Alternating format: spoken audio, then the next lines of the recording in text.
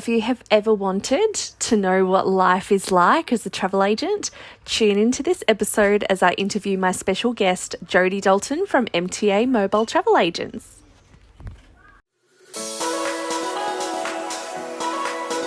Hey, I'm Steph, and I'm obsessed with all things travel, marketing, branding, and helping you stand out from the crowd.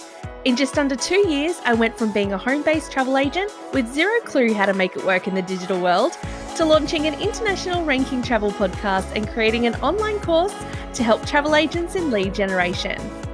Here's one thing I know for sure. There has never in the history of the world been a better time to create the travel business you've always wanted. All you need is an actionable strategy and someone to show you the way. Picture this, we're going to spend the next hour of our time together at the Swim Up Pool Bar, where over a cocktail, we deep dive into travel-related topics, mixed with a little classroom training.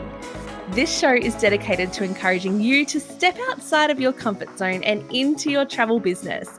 I'll show you how I did it and how you can too. Hit subscribe now and let's get into it. If you're a travel agent wanting to onboard your perfect fit clients into your biz, download my free cheat sheet for lead generation systems you can use right now. Head to stephaniemyers.academy/cheat sheet. You're listening to Unplug in Paradise, the podcast.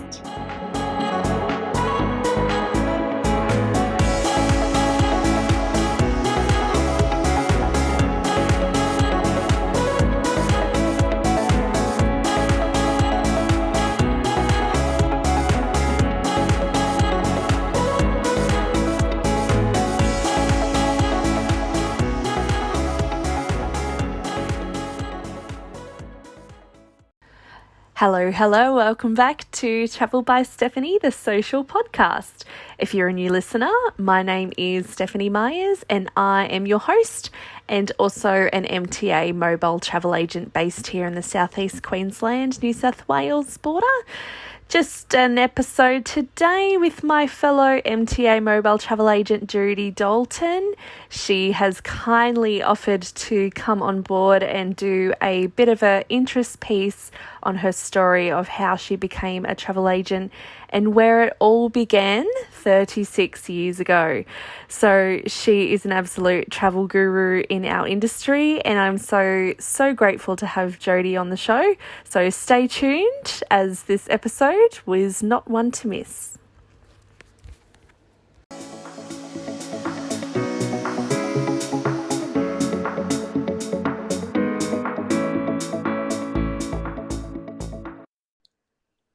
Hello, Jodi. Thank you so much for joining me on the show today.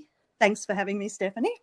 No problem at all. So today we're going to dive in and try and spread some good feels out there amongst our buddies in the travel industry by talking about what it is that we actually do, how we do it, why we do it, and why we've chosen travel to be our career.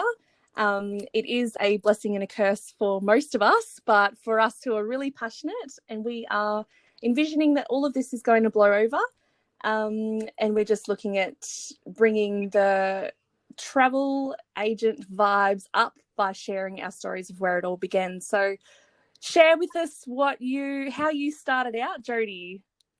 Well, very long time ago, back in the early 80s when we were in year 10 at that stage, everybody basically did a 2-week work experience program. And I was a little bit late off the mark by the time I got to the careers counsellor. And the only thing that was really left was a placement in a bank or a travel agency, both of which really didn't do anything for me. But I did think that the travel agency position might just be that little bit more interesting than the bank. So long story short, I did the 2 weeks at a lovely little agency in Newcastle called Sid Fogg's Travel World, and couldn't believe how much I loved it. It was just amazing. I loved every piece of it. And I was extremely fortunate that when I did finish year 10, I wasn't planning on going on to 11 or 12 because at that stage, that was basically if you were going on to uni. And I received a call inviting me back for a junior travel agent position, which I, of course, accepted. Excellent. Gotta love that, especially when you get that call. Well, I think Mum was more happy than I was. Quite a few of us were going to go and lie down on Merriweather Beach for a year and have a gap year, but it was not meant to be. You had too much to offer the world. Oh, well, yes. And I think I had dollar signs in my eyes at that age. And how long were you in Newcastle for? Did you stay there for a while and work and travel? I did. I went from, I've worked at some agencies with some really weird names. From Sid Fogg's, I went to Kerry Phillips Travel Bug, which always used to make me laugh because we'd answer the phone with, "Hello, you've got the travel bug, Jodi speaking," which it made me cringe, but it had an effect. Yeah, I stayed in travel there until I moved to the Gold Coast in my early 20s, and had a variety of roles there. I worked for RCI, Resort Condominiums International. Mm-hmm. Was with them for quite some time, quite a few retail positions. I then met my husband and we moved to Perth, more retail positions. And while I was in Perth, I then ventured into wholesale and was working with Qantas Holidays, who I was with for 9 years and loved that. I've also worked for Anscrow with Australia, New Zealand Central Reservations, who we all know and love. Mm-hmm. There's been a few positions, Stephanie, even insofar I was state sales coordinator for Travel Scene American Express for a while. So varied, but always with that common denominator of travel. Yeah, that sounds awesome. So how was it when, how old were you when you first got your first ever famil, and where were you? I actually remember it because I was 17 at the time and my manager had to get special permission. Yes. It was actually with what is now Fiji Tourism. And I always remember the name of it. It was called Talanoa Takaviti. And it was, I think, there were about 300 consultants. So doing very much now, or back then, what Tourism Fiji does now, where they have a large amount of consultants doing different facets of Fiji and then all coming together at the end. But that was brilliant. And, I hadn't really traveled overseas prior to that. So that was a real eye-opener. Closely followed by my second one on the good old Fairstar. It's so funny. I've got quite a number of older clients who still to this day rave about the Fairstar. Oh, there used to be a bar on there, which your clients may have spoken about as well, called the Monkey Bar. And we used to carve, they'd physically give you a knife or a pen or whatever it was to carve your initials into the wooden bench table. So, yeah, fond memories from what I can remember. And then to back up that fond memory, the next one was a Kentucky tour. So let's just say that my 17 to 19 years were pretty good as far as famils went. Oh, how good is that? That first ever feeling when you first get a famil, and then afterwards, when you come back, you're like, yes, I'm on fire. I just came back from my first famil. And then all of a sudden they just start keep rolling in, and you just feel like this lady of leisure just constantly away, and everyone, I know. And yeah. it was fun because the Kentucky one, I had to go because the agency had been offered one quite a few times and either had consultants that either weren't in the right demographic age-wise or the others just didn't have time. So I thought, this is a tough life. I have to go. I have to go to Europe. What a shame. And back then, Jodi, would you say the famils are different to what they are now in their offerings? Were they I think now with famils it's kind of like maybe the 7 days to 10-day mark depending on what kind of trip it is. But back then, what was the inclusions for a famil? Well, the Kentucky one was quite a good example because I did. I forget, I think it might have been the Grand Adventurer, I'm not too sure, but we did half. So there was a group of travel agents that did London down to Rome, and then a new group of travel agents that came in and then did Rome to, I think it was Frankfurt. So from memory, and Steph, geez, I mean, yeah, there's a lot of wine involved on Kentucky tours, and it was a few decades ago. But I think it was around the 14-day mark. And really it was just a lot of fun. There was no such things as doing reports or anything like that, which I think are a good idea to be able to share with your cohort. But it was go over to Europe and have fun. But that was a lengthy one. I think the cruise was about 7 days. And I think from memory, the first one to Fiji was probably about 10 days because we covered a lot of ground in that famil, and it was fun. So probably a little bit longer than what we're used to now. Yeah, so for those people who are listening, they're not real sure what famils are. I just wanted to explain that for a moment. So familials are familiarizations. So basically they are designed for travel agents to go and experience products and destinations. It's usually hosted by a touring company or a tourism bureau of some sort. They also known as educationals as well. So they're designed to showcase their products to travel agents so we can then go back to our offices and then, share our experiences among clients and friends and family. And well worth it, very well worth it. If we don't experience it, then it's almost impossible to, share that information and knowledge and firsthand experience with our clients. Of course. And you know what? At the end of the day, we haven't been everywhere. Where, and sometimes we are expected to know every single currency in every single country, what language, currency exchange, yes. What the cultures are, what's accepted, what's not acceptable. And there's so many rules and regulations. And they're forever changing. Yeah, especially at the moment. Oh, shit. Oh, yes. Moving on. Yeah. So, okay, Jodi. So fast forwarding to your time at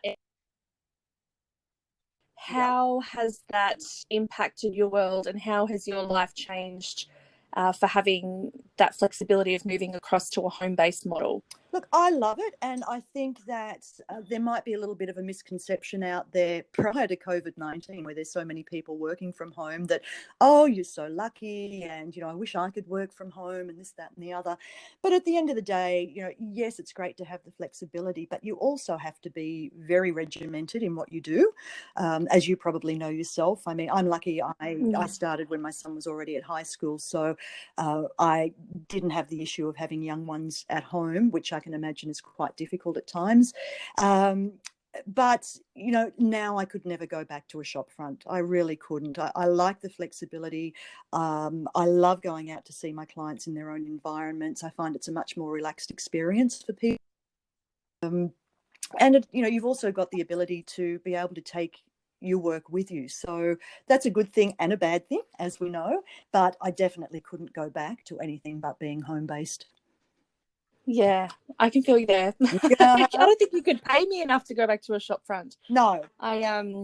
It's really nice to be able to just focus on one person at a time without being bombarded with, emails are a different story, but with other phone calls or people walking in and, constantly being interrupted. Like, you are able to give your undivided attention to that task, to that person, at that moment without the disruption, which, isn't great for productivity at the end of the day. And that's what we're here for. And I think without those constant distractions too, to be able to regulate your day, it avoids mistakes as well, because I don't know, if you're the same, and I'm sure there's other consultants out there, a shopfront experience or position, you've got that constant walking in the door, and you can't not take a new client that walks in the door, whereas we've got the ability to take on the clients in our own time frame when it's suitable for us to give them,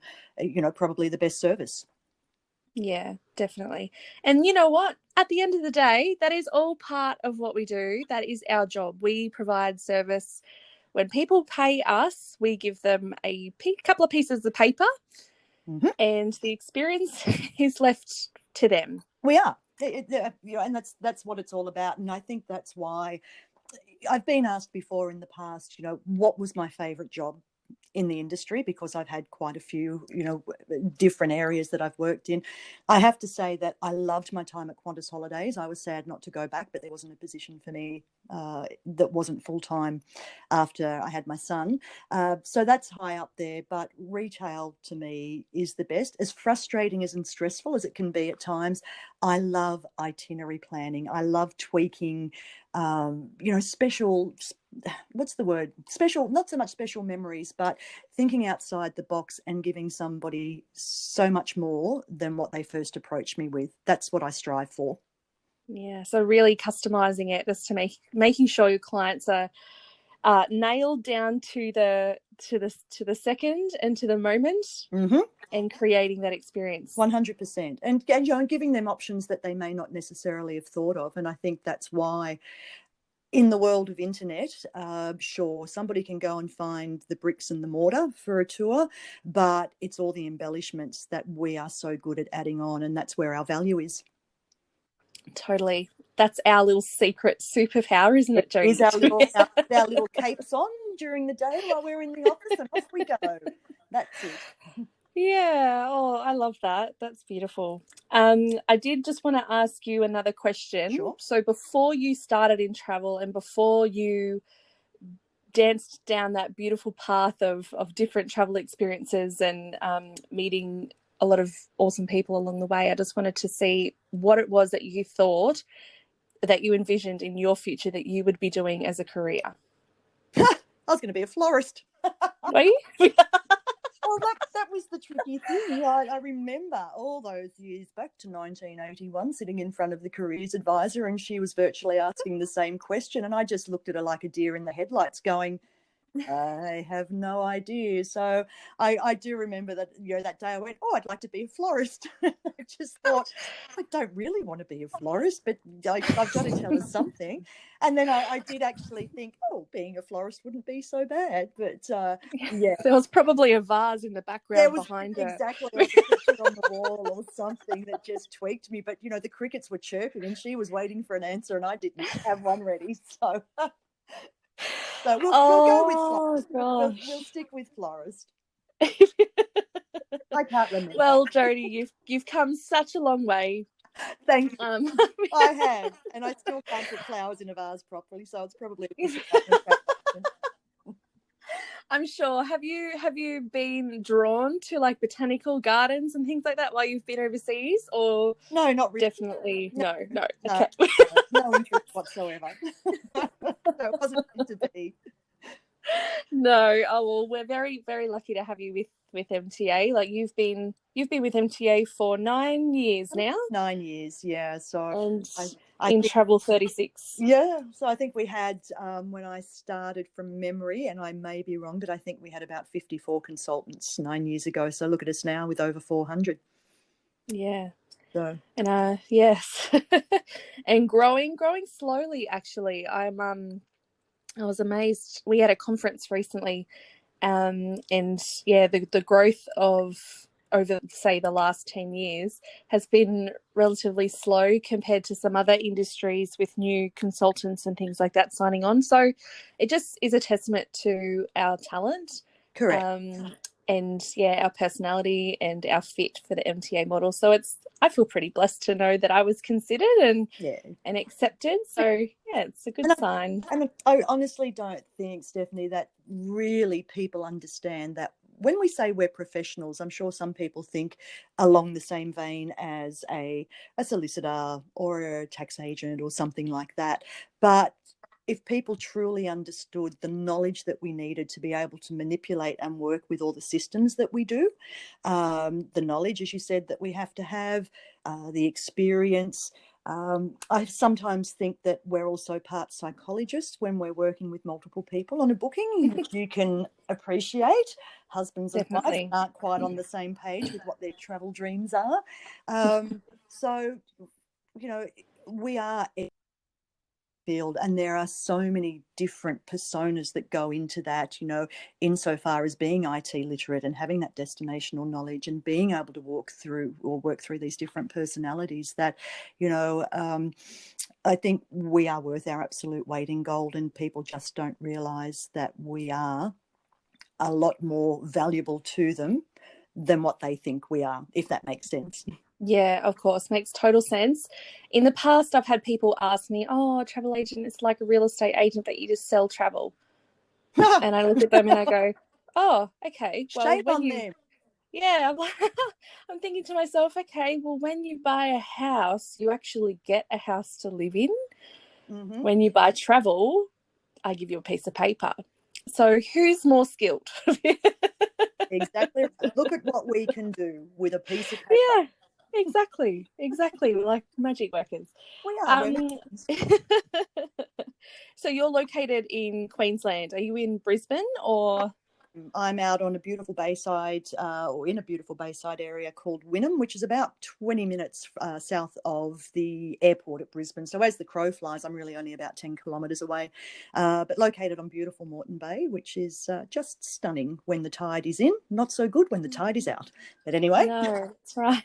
Yeah, my grandpa had a house in Lotus, so just around the corner. Yes, indeed. It's only about 2 kilometres away. Yeah. Oh, nice. It's so beautiful there, and you're in the best part of what most people would call the Brisbane area.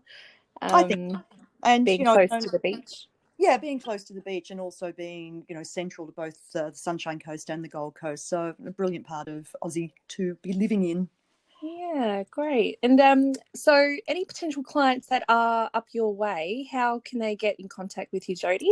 They can either jump onto my Facebook page, which is Jodi Dalton, MTA Mobile Travel Agents, or website, which is Jodi Dalton MTA Travel, I think, Stephanie. I can't remember my website address.